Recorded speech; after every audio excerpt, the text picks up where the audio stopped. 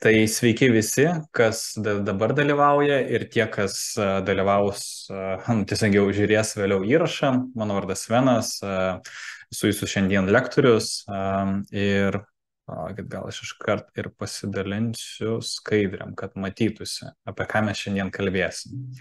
Taip, o šiandiengi mes kalbėsime apie investavimą į nekilnojamą turtą ir tą darant per vertybinių popierių rinką. Tai yra, kitaip tariant, naudojant tokį įrankį kaip REIT. Šiandien būtent apie tai pakalbėsime.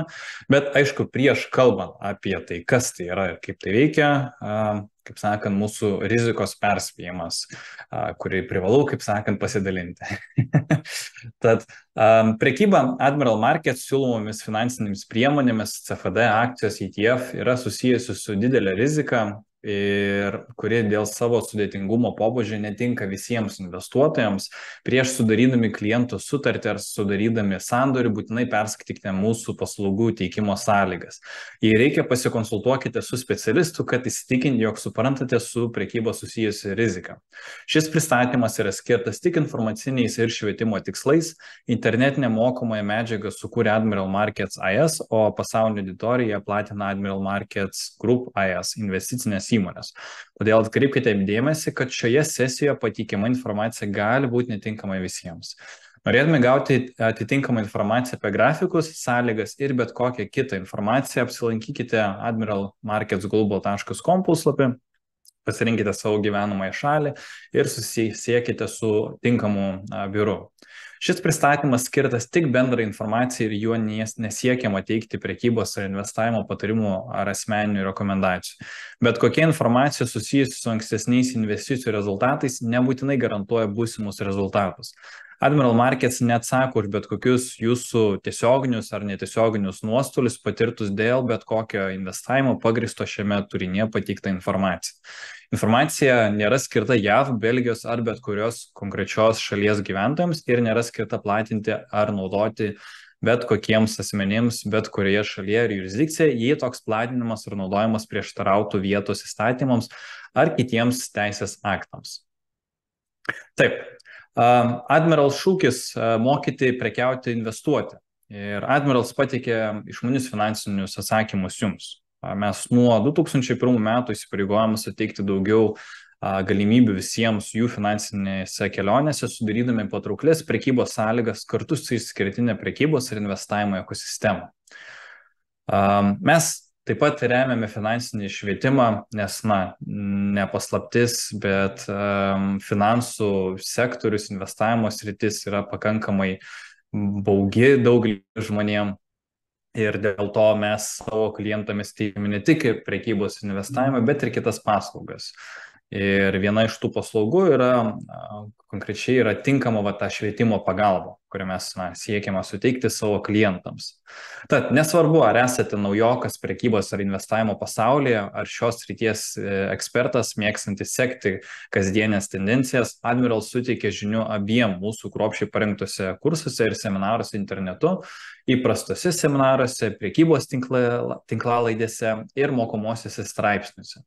Mes taip pat nuolat pateikėme savo klientams kasdienės investicijų naujienas ir analizę, kad prekiautumėte išmaniai. Tad mokykitės iš elektroninių knygų, sužinokite kasdienės prekybos ir investavimo naujienas, stebėkite vaizdo pamokas, forex kursus ir dar daugiau. O ką taip pat irgi labai svarbu paminėti, kad pas mus jūs galite prekiauti ir investuoti į daugiau kaip 8000 skirtingų rinkų, ar tai būtų forex, valiutų poras, ar indeksai, ar tai būtų akcijos, žaliavos, obligacijos, ETF-ai, ar tos pačios skaitmeninės valiutos, kitaip tariant, kriptovaliutos. Pas mus galima tikrai rasti įvairiausių instrumentų, kurie atitiktų jūsų lūkesčius. Taip. Ir ką, pabaigai su mūsų intro dalim, tai vienas pasaulis, vienas brokeris. Mūsų tikslas yra apjungti visą pasaulį ir būti vieningų brokerių, pas kurį rasite visus reikalingus jums paslaugas. O keliaujant tada jau su šiandienos planu, kągi mes šiandien planuojame nuveikti. Tai visų pirma pakalbėsime apskritai kas vyksta rinkoje, tokią galbūt mini apžvalgą pasidaryti. Ir kadangi tematika yra susijusi su reitu, tai visų pirma, aš aišku papasakosiu, kas tai yra, kas yra reitas, kuom jis gali būti naudingas ir kaip tai yra susiję su to pačiu nekilnojamu turtu. Atitinkamai taip pat pasilyginsime, kurie variantai gali būti patrauklesni, ar investuoti į tą patį vertybinių popierių rinką, į akcijas, į reitus, ar į galbūt į fizinį nekilnojamą turto pirkimą, kokios yra apskritai galimybės, kokie yra reito privalumai ir trūkumai, kokios apskritai yra rizikos nekilnojamo turto, su kuriuom tenka susidurti. Ir taip pat galbūt šiek tiek apimsime ir praktinę dalį, tiesiog pasinalizuoti, kokie gali būti apskritai reitai, kaip jie atrodo praktiškai tiesiog, kaip galima būtų juos atskirti ir rasti. Gerai, na, o keliaujant tada su nekilnojamo turto rinka, kadangi tai yra susijęs su reitais, reitai tai yra ne kas kito, tai yra vertybinis popierius, kurį mes galime įsigyti per akcijų biržą ir įsigydami jį mes įsigijame dalelį kažkokio nekilnojamo turto arba kelių galbūt nekilnojamo turto. Tad šitas skiltis yra pakankamai svarbi ir susijusi apžvelgti apskritai nekilnojamo turto rinką ir konkrečiai kalbėsime apie Lietuvą, šiek tiek irgi paminėsiu ir Europos dalį, šiek tiek tolimesnės skaidrėse. Bet Lietuvoje, jeigu taip žiūrėt, pas mus pagrindė patys populiariausi objektai, su kuriais mums tenka susidurti, tai yra gyvenamosios paskirties objektai, senos, naujos statybos, butai, namai, loftai ir panašiai, kotedžai. Taip pat tai gali būti komercinės paskirties biurai, kitai tariant, ofisai, sandėliai, prekybos kažkokie vietos arba centrai. Na ir taip pat žemės sklypai. Yra ir kitos kategorijos, bet aš tiesiog atskyriau tokias pagrindinės, su kuriuom dažniausiai, galbūt kasdien, gal ne kasdien, bet kiekvienas iš mūsų tenka vienaip ar kitaip susidurti. Ir jeigu tai apskritai žvelgti, kas apskritai dedasi ekonomikoje, kas dedasi pastaruoju metu, nepaslaptis, bet šiuo metu mes susidurime su keliais galbūt tokiais, pavadinkim, iššūkiais, su kuriais vienus labiau paveikia, kitus mažiau. Pirmas yra stagnacija. Stagnacija, kitai tariant, sulėtėjimas apskritai būsto pardavimų, nes kaip įprastai, kai ateina vasara, nekilnojamo turto rinkoje, kas yra būdinga tendenciškumas iš metų į metus, kad pavasarį jau aktyvėja būsto pardavimai, būstų visokiausių ir vasarą tas aktyvumas tik tai labiau auga ir auga. Deja, aišku, šiuo metu būsto pardavimai yra tikrai nemažai sulėtėję dėl įvairiausių priežasčių, ar tai būtų susijusi dėl palūkanų normų kelimo, ar tai galėtų būti susiję su tuom, kad paprasčiausiai netiek daug žmonių yra linkę pirkti, bet pardavėjai, vystytojai nėra linkę nuleisti kainas, nes tiesiog turi galbūt pakankamai rezervų išlaukti tą periodą ir ko pasekoje nėra tokio, sakykime, didelio aktyvumo.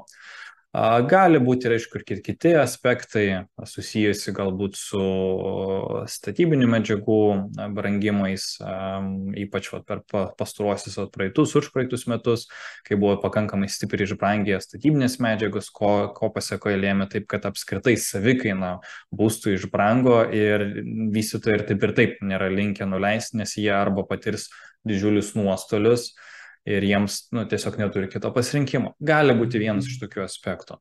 Aišku, kas yra taip pat svarbu paminėti, kas duoda tikrai didelę įtaką apskritai visiems objektams, tai yra Euriboras, arba kitai tariant, centrinio banko pakeltos tos palūkanų normos, kurias skolina kitiem bankam, o ko pasekoje skolina vietiniam bankam, o ko pasekoje vietiniai bankai skolina mums. Tai aišku, tai yra skirta tam, kad suvaldyti infliaciją, kur yra pas mus pakankamai didelė, bet aišku, ačiū Dievui, bet jau pamažu jau mažėjanti. Bet nepaisant to, vis tiek Euriboras daro tikrai nemažą įtaką, pateiks šiek tiek vėliau konkrečiai, kokie, sakykime, dabar rodikliai. Ir taip pat, kas irgi labai įdomus toks pastebėjimas, yra brangstanti nuoma. Nemaža dalis tų būsto pardavėjų, vystytojų, kurie galbūt dabar nepavyksta parduoti, tiesiog paprasčiausiai konvertavo savo būstus į ilgalaikę nuomą, ko pasiekoje automatiškai šiek tiek išbrangsta ta pati nuomonė, nes žmonės daugiau pradeda ieškoti, pamatė, kad yra šiek tiek dar daugiau pasirinkimo ir jie tiesiog ima, ką turime. Taip pat ne už kalnų ir ruduo, o ruduo kuom pasižymė, tai kad studentai atvažiuoja į didžiuosius miestus ir visa ta, sakykime, nuomos rinka dar labiau užsosėja, ko pasiekoje nuoma tik tai dar labiau brangsta. Dabar jeigu šiek tiek galbūt panalizavus kiekvieną iš šitų skilčių šiek tiek daugiau, į stagnacijos pusės reikia suprasti, kad ant kiek pas mus yra sulėtėję pardavimai, tai tie patys būtų pardavimai yra maždaug apie 10% mažiau atlikta per šitą pirmą pusmetį lyginant su praeitų metų pusmečiu.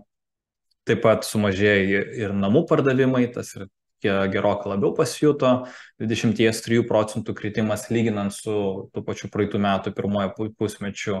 Sklypų pardavimai irgi, kas įdomiausia, yra pakankamai nemažas kritimas, 17%.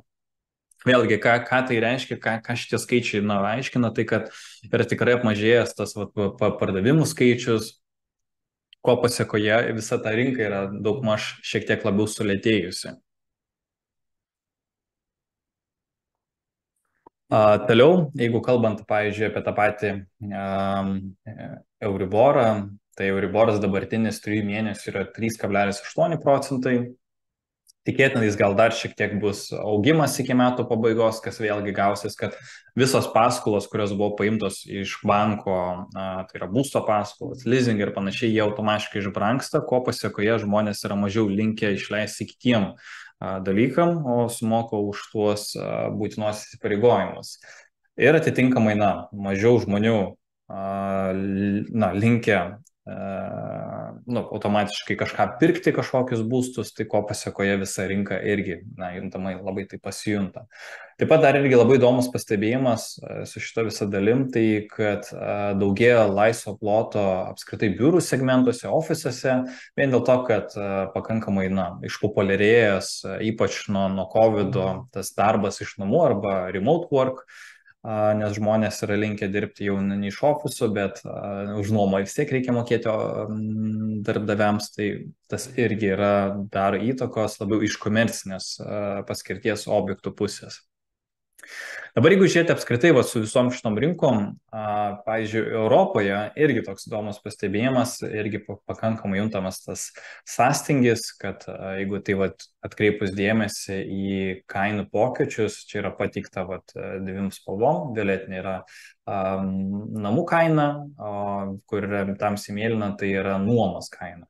Tai apskritai namų kaina per visą laikotarpį, ypač per pastaruosius 2-3 metus gerokai išaugo, bet aišku dabar šis pusmetis lėmė tai, kad yra tikrai pamažėjimas, vėlgi viskas yra susijęs su tom, iš tikrųjų, ką ir prieš praeitoje skaidrėje kalbėjau, nes tai būdinga ne tik Lietuvos segmentui, bet ir kitom ES šalim.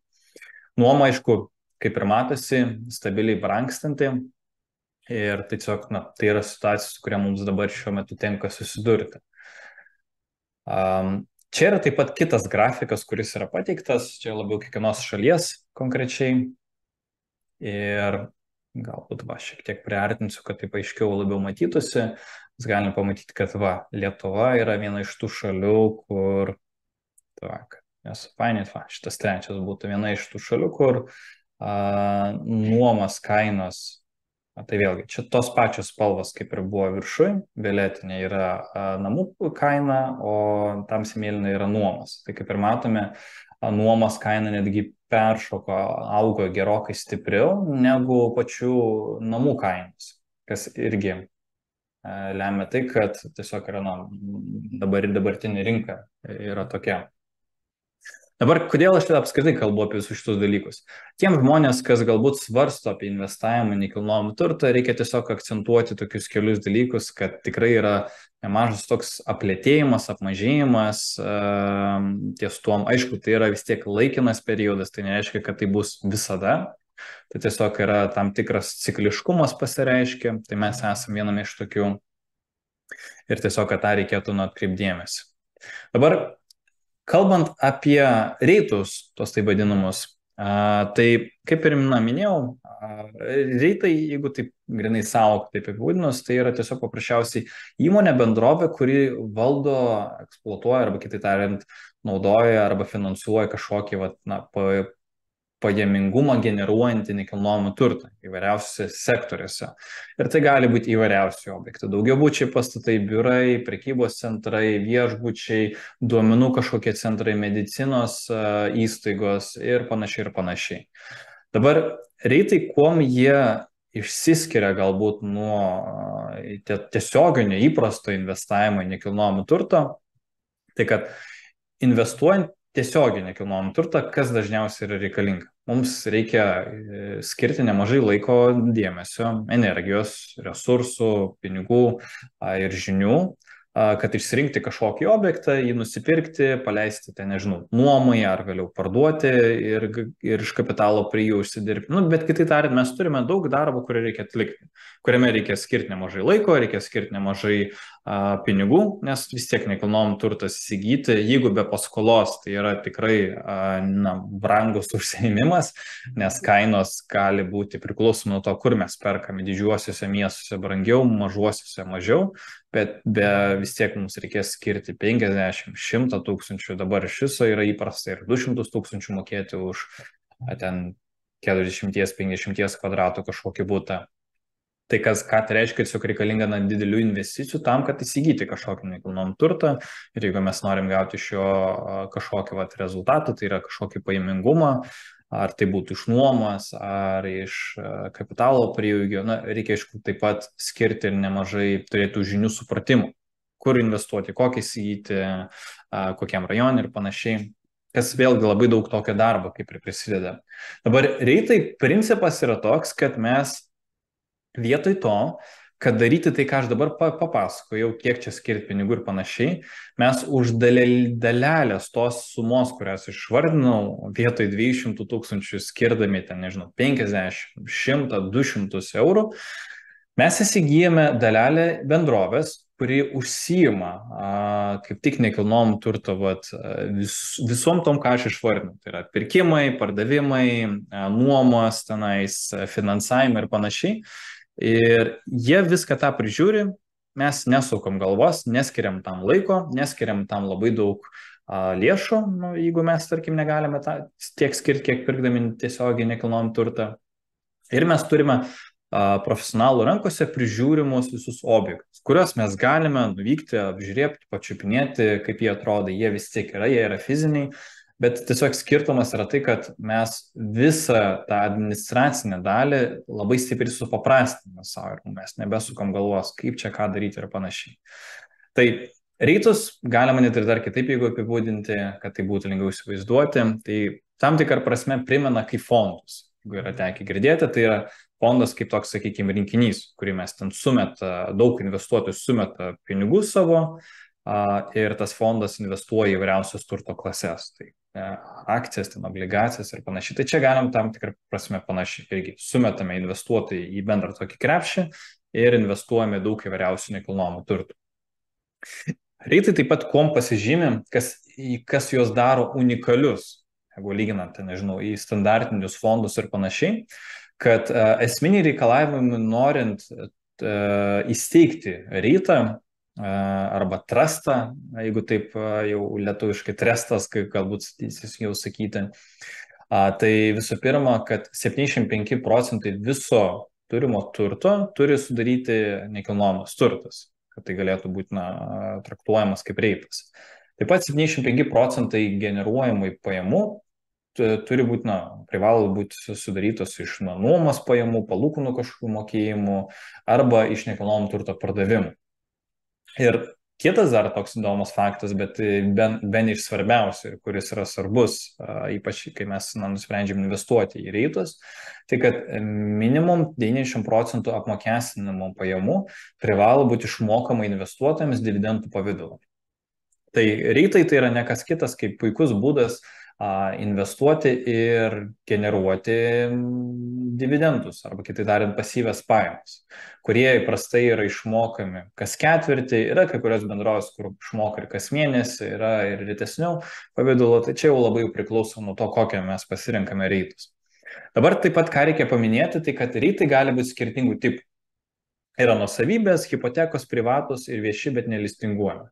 Dabar trumpai apie kiekvieną iš jų. Nuosavybės reitai tai bus vienas iš dažniausiai pasitaikomų, su kuriuo mums tenka susidurti. Tai yra tiesiog, tai yra tokio tipo reitas, kur didžioji dalis portfelio yra orientuota tai, kad yra įsigijimas nekilnojamas turtas ir bendrovė jį turi, paleidžia nuomai ir yra generuojamas tas nuomos pajamas. Hipotekos, tai angliškai vadinasi mortgage, lietuviškai hipoteka, bet kitai tariant, tai yra tokio tipo reitas, kuris labiau orientuojasi į skolas.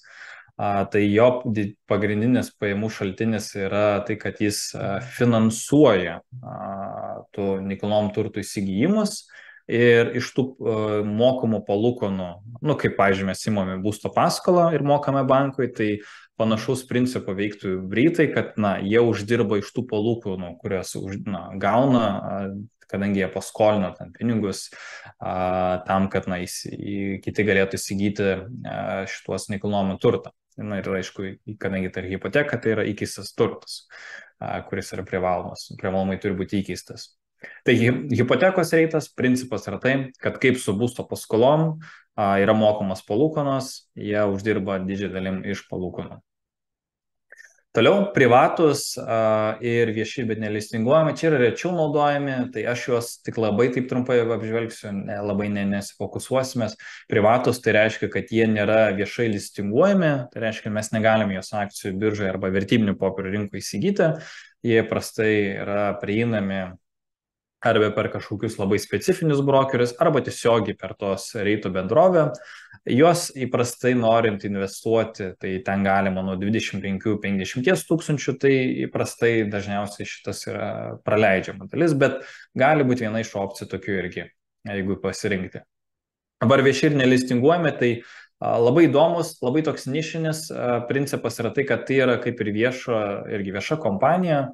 Ji nėra listinguojama ir principas ir dėl to, kad nėra labai likvidžios tos akcijos tos kompanijos, tai dėl to ji gali būti priskiriama.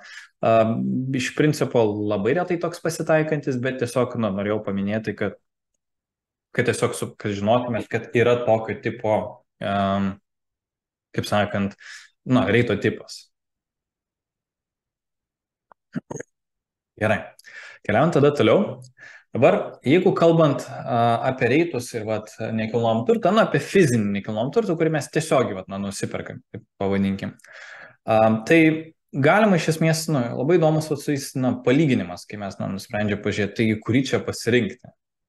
Tai aš tiesiog susižymėjau tokius esminius privalumus, tikrai ne visi galima dar daugiau surašyti, bet tokie galbūt būtų esminiai, pagal ką galėtume orientuotis. Tai kada kai kuriais atvejais apsimoka kurį imti ir kuriais atvejais apsimoka kitą imti. Dabar su reitais, ką reikia suprasti, kad reito vienas iš privalumų didžiausių, tai kad tai yra likvidus turtas. Tai reiškia, kad jeigu man, susišviečia ar man tiesiog įvyksta gyvenimas ir man reikia pinigų, aš galiu parduoti ir greit atgauti savo tos pinigus. Su nekilnojamu turtu fiziniui prastai gali užtrukti tas procesas, dėl to tai yra nelikvidus. Taip pat reitai kuom pasižymi, tai kad tai yra diversifikuotas įrankis, nes mes jau įsigydami tą akciją, mes jau išskaidame savo tos pinigus į skirtingus sektorius, į tipus, jau priklauso pagal tai, koks tai yra reitas. Gali būti taip, kad tiesiog investuodami kartu tos pačius, 100 eurų, jie automatiškai išskaidami, tarkim, ten 13 tūkstančių skirtingų objektų. Tai jau vėlgi automatiškai diversifikacija daro tai, kad mums apskritai kaip investicija yra saugesnė, kad, jeigu įvyktų taip, kad neliktų kažkokio tokio vieno objekto, mes nenukenčiame, nes yra kiti 12 999. Taip pat reitų privalumas, kas irgi buvo prieš tai paminėjęs, kad tai dividendai, mes čia gauname dividendus, mes juos gauname visą laiką stabiliai, nes privalo būti išmokami 90% bent jau uždirbamo to pajamų. Taip pat, kas yra labai gerai, tai kad nereikia prižiūrėti, vadinasi, mes neskiriame tam savo resursų laiko. Vienas iš dar tokių esminių privalumų investuojant į reitus, kad tai yra vienas iš lengviausių būdų prieiti prie komercinio nekilnojamo turto. Įprastai, jeigu mes norime įsigyti nekilnojamo turto komercinio pobūdžio, tai reikalauja gerokai didesnių investicijų negu, tarkim, tas pats gyvenamos paskirties. Nes tiesiog, kad tai būtų lengviau įsivaizduoti, įprastais atvejais, tai mes čia kalbame tai, kad norint investuoti į komercinės paskirties objektus, dažniausiai reikia tenais milijoną ir daugiau. Bet gali būti ir mažesnė, jeigu ten mažesnės kažkokios patalpos, bet tiesiog, kad lengviau būtų suprasti, kad ant kiek kartais gali būti sunkiau prieinamas tas komercinės nekilnojamas turtas. Ir dar vienas iš esminių dalykų - maža įėjimo kaina. Ką tai reiškia? Kad norint įeiti nekilnojamo turto rinką, man investuojant per reitus, tą reikės man mažai sumokėti. Ir man reikės mažai suinvestuoti tam, kad aš galėčiau turėti tą nekilnojamą turtą savo portfelyje. Taip, dabar su nekilnojamu turtu esminiai dalykai, ką galbūt irgi čia svarbu paminėti, kad nekilnojamas turtas, aišku, yra stabilus, vienas iš stabiliausių, mes nusipirkome, jis stovi, niekur nedings, galėsiu vėliau kažkada parduoti ir tikėtina aš parduosiu su prieaugiu, jeigu tai yra ne krizė, bet dažniausiai atveju bus kažkoks tiek bent jau prieaugis. Taip pat su nekilnojamu turtu. Kuo mes pasižymė, kad mes galime čia gauti nuomos pajamas, tai reiškia, kad tiesiog paleisti ilgalaikį ir trumpalaikį nuomą ir iš to generuoti savo irgi pasyvias pajamas. Nors galbūt čia šiek tiek neteisingai sakyti pasyvias pajamas, nes mums tiek kažkiek tai darbo reikės šitai prižiūrėti, su nuomininkais ten aiškintis, tvarkytis, remontas ir panašiai. Yra šiokių tokių niuansų. Bet kas yra gerai kai mes tiesiog nusipirkam nekilnojamą turtą, tai kad tai yra nuosavas turtas, mes pilnai turime jo pilną kontrolę, kas bus nuomininkai, kaip ten kas atrodys, koks remontas bus atliekamas. Mes pilnai galime kontroliuoti, žiūrėti, ką mes norime daryti. Ir svarbiausia, tai kad tai yra apčiuopiamas turtas. Iš tos pusės aš gal turiu omeny, kad mes turime raktą, mes galime atrakinti, įeiti, pačiupinėti, pasižiūrėti ir panašiai. Nebūtinai reikės lauke stovėti. Tai va. Bet atitinkamai ir vienas ir kitas turi ir savo minusų. Su reitais esminiai minusai tokie, ką reikėtų akcentuoti, tai kad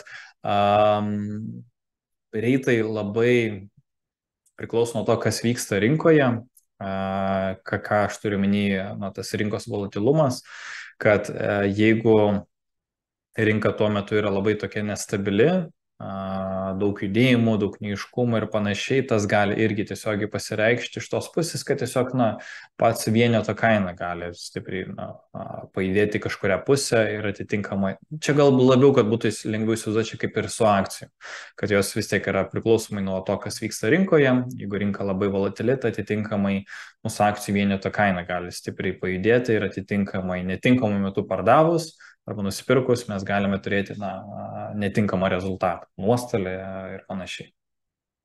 Taip pat kitas dar esminis minusas, tai kad atitinkamai, kai mes perleidžiam viską profesionalams, tai atitinkamai mes nieko jau kaip ir nelabai galim ten kontroliuoti. Mūsų kontrolė yra tikrai pakankamai ribota.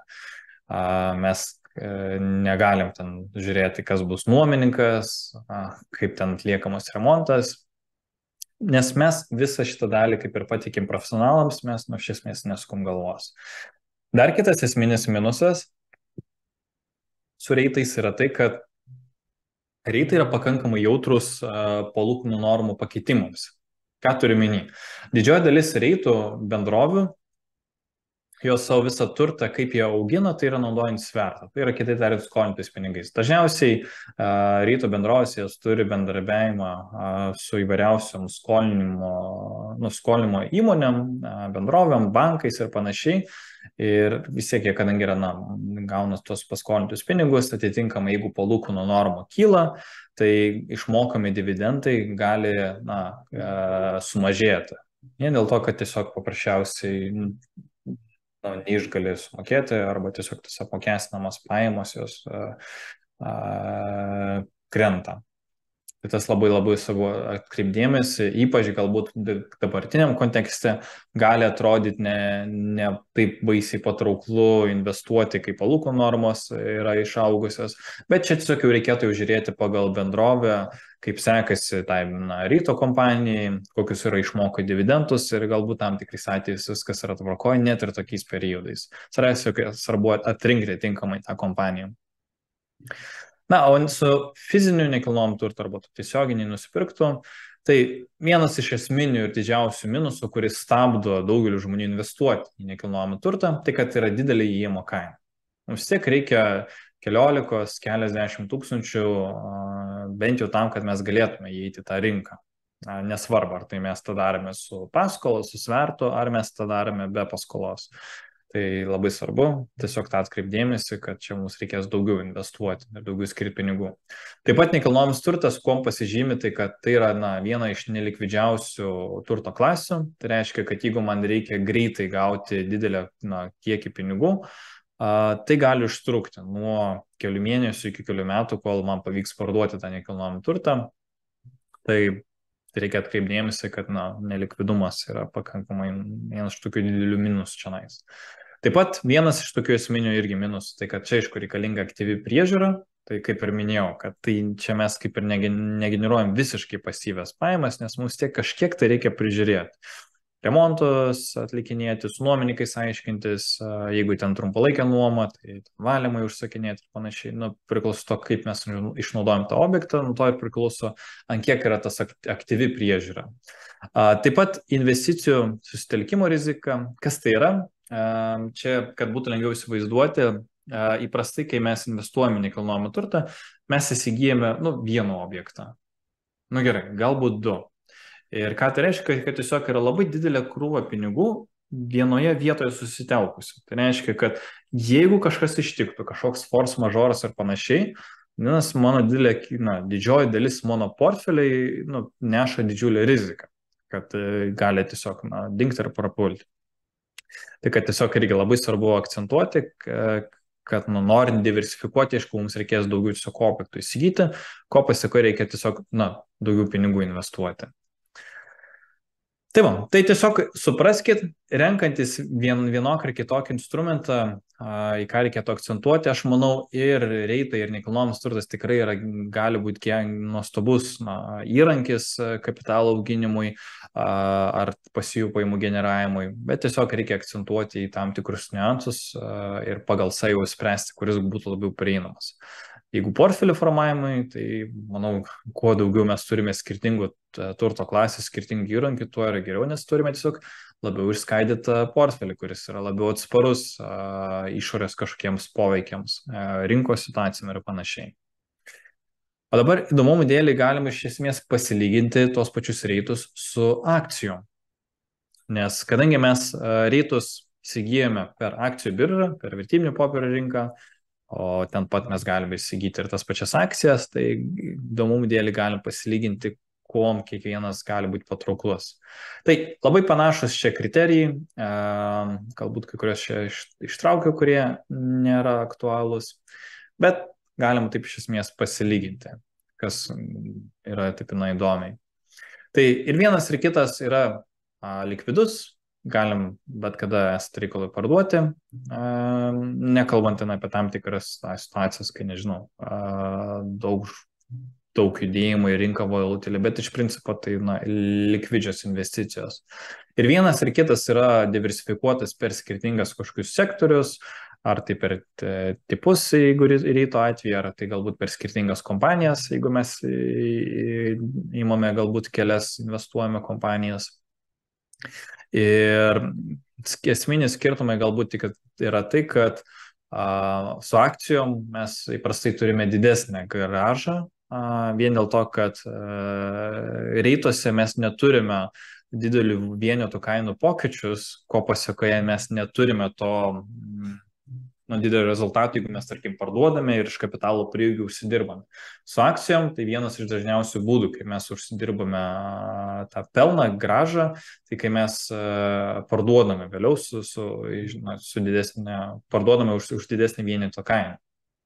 Tai prastai su akcijom yra tai, kad mes ir turime to pasakoje didesnę gražą. Bet taip pat, aišku, ir vienam ir kitam gauname dividendus, kas yra be ko, ir atitinkamai nėra reikalingų didelių investicijų, tai yra nedidelė kaina įėjimo. Bet vienu ir kitu atveju, ir vienas ir kitas labai priklauso nuo to, kas vyksta rinkoje. Ir akcijų atveju esminis skirtumas tik tai yra tame, kad čia mes turime didesnę riziką prarasti lėšas, jeigu įmonė, tarkim, bankrutuoja ar likviduojama, tai tiesiog tokiu atveju mes galim prarasti čia savo lėšas. O taip pat, kas galbūt irgi svarbu atkreipdėmėsi, tai kad reikalinga atlikti įmonių analizę prieš jas investuojant, tai kitai tariant, mums tiesiog reikia daugiau skirti dėmesio, pasianalizuoti prieš priimant tą sprendimą, nes jeigu mes tiesiog įbesim į pirštą į kažkurią kompaniją ir investuosime, ar tai bus tvari investicija, nebent jeigu pasiseks, bet iš principo reikalingas daugiau laiko tam skirti, pasianalizuoti, pažiūrėti, kaip kas yra. Gerai, tai mes apžvelgėme tokius esminius skirtumus, kitai tariant, jo pliusus, minusus su akcijom, su reitais ir su nekilnojamais turtais. Ir tiesiog, kad, jeigu taip trumpai surezumavus, kokie yra esminiai privalumai ir trūkumai reito, tai vieni iš tokių svarbiausių esminių privalumų reitų, tai kad tai yra vienas iš tokių likvidžiausių būdų, kaip mes galime investuoti į nekilnojamą turtą, nes įprastai tai yra nelikvidu, tai mes eliminuojame tą trūkumą, kuris turi nekilnojamas turtas. Taip pat turime diversifikuotą portfelį, nes įprastai mes vienu metu investuojame į keliasdešimt įvairiausių nekilnojamo turto objektų, kas vėlgi mažina riziką, kad tą susitelkimo riziką. Taip pat nėra reikalinga didžiulių investicijų, norint investuoti į tos pačius reitus, negu kaip, pavyzdžiui, nekilnojamą turtą. Ir taip pat, kad tai yra vienas iš puikių būdų, kaip mes galime generuoti stabilias pajamas, pasyvias pajamas dividendų pavidalu, nes čia vis tiek yra privaloma išmokėti dividendus. Ir vienas irgi svarbiausių dalykų, tai kad mes nesukam galvos, kaip ten sekas tiem objektam, kaip ten su nuomininkais, kada ten remontus reikia atlikti. Viskuom užsiima ir atlieka pati bendrovė. Tai yra visa ta priežiūra. O esminiai trūkumai reito, tai vienas iš tokių esminių trūkumų, tai yra pakankamai lėtas augimas. Čia lėtas augimas iš tos pusės turiu omeny, kad vieneto kaina tikrai nepasižymi kažkokių sparčių augimų, negu, tarkim, investuojant kažkokias, ar tai būtų vertės kompanijas, ar augimo kompanijas, kurios pasižymi didesnių augimų. Tai čia labiau iš kapitalų prieaugio tos pusės žiūrėti, jeigu parduodant. Taip pat vienas iš esminių trūkumų, tai dividendų apmokestinimas. Reikia nepamiršti, kad kaip yra su dividendais, kad dividendai nuo pat pirmo cento yra automatiškai apmokestinami ir mes privalome sumokėti valstybei. Taip pat rinkos jautrumas, kad jeigu rinka yra tuo metu nepalanki, gali neigiamai pasireikšti. Ir atitinkamai irgi palūkanų normų jautrumas, ką aš buvau irgi minėjęs, jeigu palūkanas keliamas, tai atitinkamai dividendus, kurios yra išmokama, yra mes mažiau gauname jų. Ir dar paskutinis kriterijus, tai kad tam tikrais atvejais, tikrai ne visais atvejais, bet gali būti ir galimi kažkokie dideli valdymo mokesčiai, nes vis tiek prižiūri čia objektus, tai atitinkamai yra įmamas kažkoks mokestis. Bet vėlgi, čia tikrai ne visais atvejais, čia reikėtų sakiau analizuoti jau konkrečiai kiekvieną tą kompaniją, kaip įveikia ir panašiai. Dabar jeigu, tarkim, pakalbant apie kažkokius konkrečias kompanijas, reito, kokios jos yra ir panašiai, mes galime dabar skirti šiek tiek laiko iš praktinės pusės pakalbėti. Aš gal pasidalinsiu ekranu. Tiek anšėrinsiu ir turėtų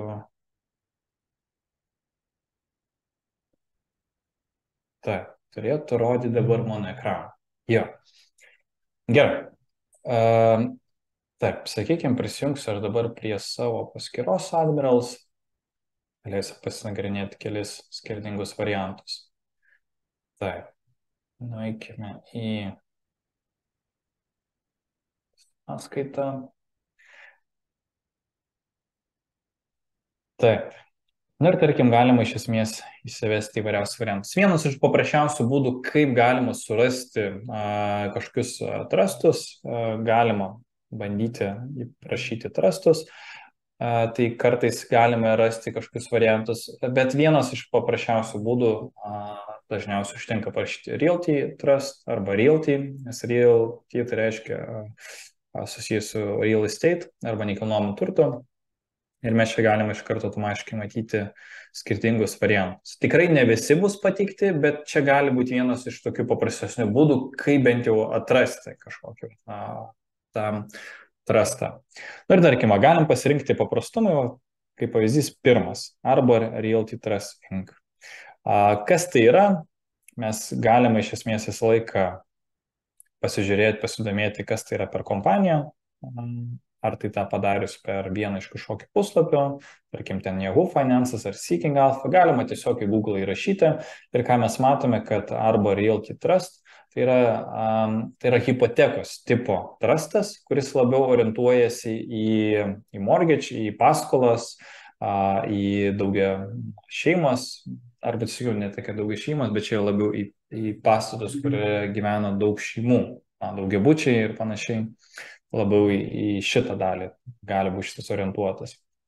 Mes galime, iš kaip norim, paskaityti konkrečiai, nuėjus į puslapį, kas tai yra, iš ko susideda. Įprastai, jeigu norint pasianalizuoti kompaniją, tai reikia visą laiką susirasti tą dalį, kur yra susijęs su investuotojais, investor relations, ir galima iš esmės netgi ir pasiskaityti tą patį fact sheet, kur čia irgi yra prašoma, kas tai yra, kokią strategiją taiko, kaip jai sekasi, iš ko susideda. Galima matyti, kad didžiąją dalim tai yra tie daugiabučiai tos paskolas, yra ir vienbučiai, čia namai dažniausiai žemės yra kažkokie paskolas ir panašiai, ir galima matyti irgi pagal paskirstimą. Taip. Galima, aišku, ir pasižiūrėti ir per tas pačias Yahoo Finance, kas tai yra, labiau iš tokies techninės pusės, kokia yra kaina vieneto, kiek yra dividendų išmokama. Tarkim, matome, kad šitoje dividendų išmokėjimas yra 11,29, kas yra tikrai labai aukštas dividendų išmokėjimas. Kad tiesiog lengviau būtų įsivaizduoti kontekstus, įprastai trustai jie ir savęs pasižymi, kad jie moka didesnius dividendus, bet tai bus kažkur tai tarp 3–6 procentų. Tai čia yra tikrai pakankamai iš toks nuo didesnių. Taip. Jeigu žiūrėti per tą patį Admirals, mes irgi galime ir čia pamatyti, pasiskaityti, kas vyksta su kaina. Irgi taip pat čia bus nurodyti dividendai, mes matysime. Ir pagal tai tiesiog galėsime irgi pamatyti, kad kiek yra išmokama dividendų pagal tai, kiek aš akcijų turiu. Jeigu aš, tarkim, turiu vieną akciją, tai aš gausiu 43 centus. Jeigu aš neklystu, aš su šituo gausiu... Taip, kadangi čia yra 1,72, tai čia greičiausiai kas ketvirtį gausiu. Nes čia yra pateikiama metinė, o čia yra pateikiama tiesiog artimiausių metų. Tai vadinasi, tiesiog kas ketvirtį aš gaunu po 43 centus arba per metus $72 centus. Jo. Taip, jeigu, pavyzdžiui, paėmus kažkokį tokį populiaresnius naudojimus iš tos pačius realty, arba trustus, tai vienas iš tokių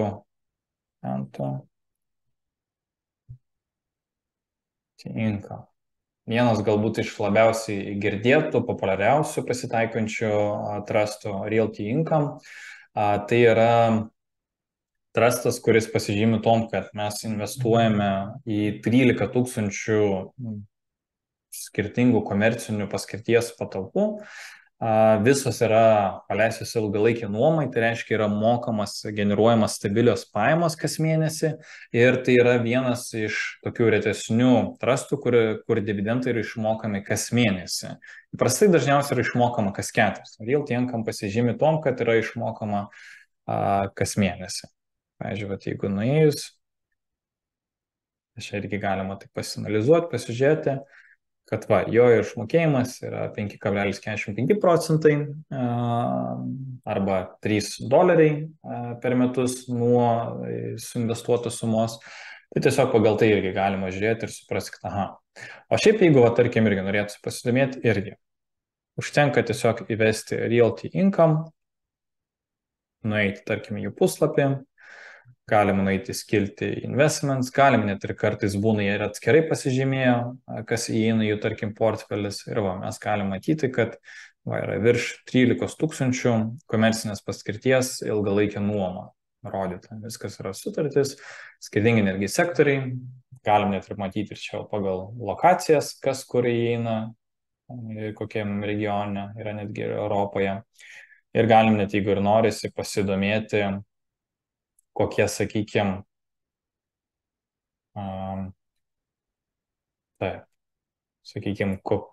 kaip išskaidoma dar detaliau pinigai, tai yra, tas portfelis, kur kas nueina ir atitinkam netgi galima matyti, kokie yra klientai tie. Pavyzdžiui, yra Walgreens, 7-Eleven, CVS, tai yra farmacijos kompanija, viena iš tokių žinomų Amerikoje, Tesco, AMC teatrai ir panašiai ir panašiai.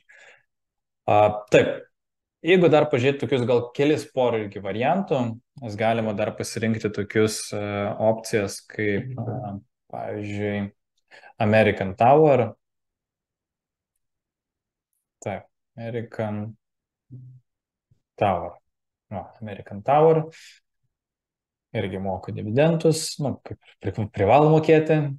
American Tower tai yra trustas, kuris pasižymi tom, kad tai yra vienas iš didžiausių Amerikos trustų orientuotas, specializuotas į viešojo komunikaciją, ne tai, kad viešojo komunikacija, bet į visus tos telekomunikacijos bokštus, bevėlis ryšys, būtent iš esmės jų portfelis būtent iš to ir sudaro. Vėlgi, jeigu mes norime, tarkim, pasiskaityti, pasidomėti apie kiekvieną kompaniją, irgi galime tiesiog nueiti, investor relationship, pasižiūrėti, kas, sakykime, įeina. Aš tik ne tą dalį. Galime ir šitą dalį nueiti. Čia, jeigu aš neklystu, galim iš esmės ir paprasčiausiai kol kas tiesiog nueiti, kad suprasti, kad didžiąją dalim orientuojasi į wireless communication infrastruktūrą arba, kitaip tariant, bevėlis ryšys. Taip. Jeigu dar taip irgi kokį vieną, dar kitą variantą, galim netgi dabar gal pasižiūrėti kitokį tipo. Tai yra lietuviška trustą, nes yra ir lietuviška tipo. Tai būtų Baltic Horizon Fund. Tai yra Baltijos rinkos, galbūt taip pavadinkim, būdingas šitas trustas. Vienas iš jų tokių žinomų objektų tai galėtų būti tas pats Europos bokštas Vilniuje, bet šiaip tai irgi gali būti vienas iš tokių variantų. Su Baltic Horizon esminis tik tai niuansas, kad jis yra prekiavimas tik tai Nasdaq biržoje. Tai gali būti kiek keblu daugeliem, kas norėtų įsigyti vieneto, nes reikėtų tiesiog ieškoti specifinio brokerio, per kurį galim būtų investuoti. Bet čia galim pamatyti, kad yra Europos prekybos centras, yra Meraki office, yra ir Rygoje. Ir čia galim net, jeigu norisi visą laiką dar detaliau irgi pasižiūrėti, pasinalizuoti. Coca-Cola Plaza, K centras ir panašiai. Tai tiesiog, kad būtų taip šiek tiek aiškiau. Gerai. Čia gal grįžkime prie skaidrių. Taip. Gerai. Ir Jeigu taip iš esmės apžvelgus pabaigai, kadangi vis tiek čia pas mus jo, eina jau į pabaigą, tai reitai tai yra pakankamai toks, nesudėtingas būdas įeiti į nekilnojamo turto rinką, nes mums nereikia skirti nei labai daug lėšų tam investuoti, mums nereikia nei labai baisiai domėtis, išsirinkti tą objektą, jį sutvarkyti, paleisti nuomą ir panašiai, nes už mus viską tą daro. Ir kas irgi vienas iš svarbiausių tokių dalykų, jeigu, reikia, mano pinigai yra pakankamai likvidus, tai yra aš galiu bet kada išsiimti tos pinigus, parduoti savo vienetus ir tiesiog tokiu būdu paprastai išsiimti savo lėšas. Reitai taip pat yra puikus būdas generuoti pasyvias pajamas, tai tiem, kas galbūt nori susikurti savo kažkokį tokį pasyvų pajamų šaltinį ir turi tiesiog atliekamų lėšų, tai gali paprasčiausiai rinktis kaip opciją į savo portfelį traukti reitus.